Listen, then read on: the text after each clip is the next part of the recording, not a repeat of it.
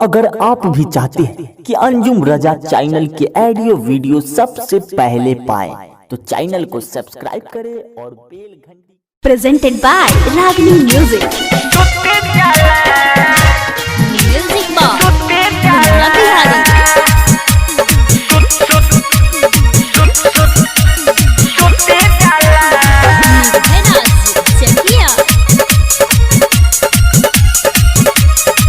Mix by Rangeela recording studio Mirganj. सखी रे गजबे के मिलल भतारे रोज अलग तरीका से करेला प्यार। अरे सुन ना, सखी रे गजबे के मिलल भतारे रोज अलग तरीका से करेला प्यार।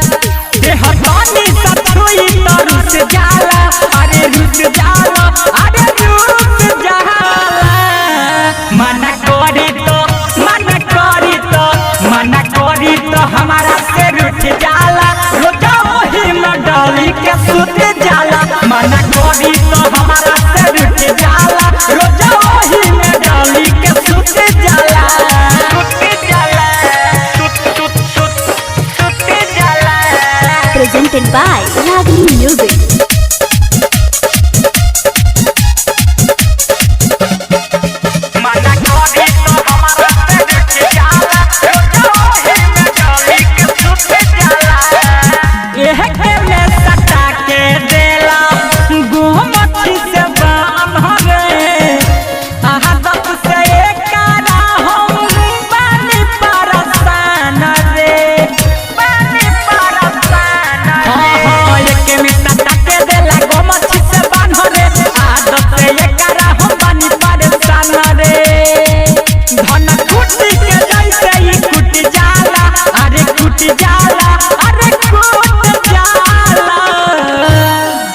मना करी तो मना करी तो मना करी तो हमारा से रुस जाला, रोजा वही में डाली के सुत जाला।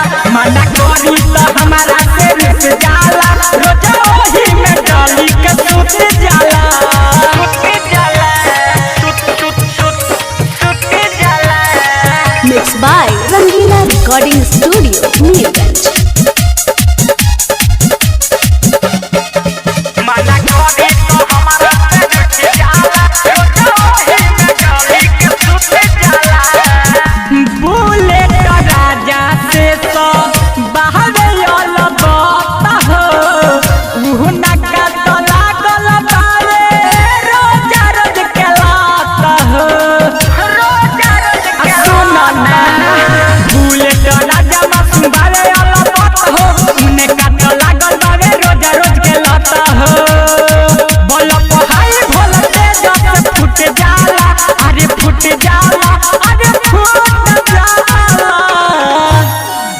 मना करी तो मना करी तो मना करी तो हमारा से रुस जाला, रोजा वही में डाली के सुत जाला।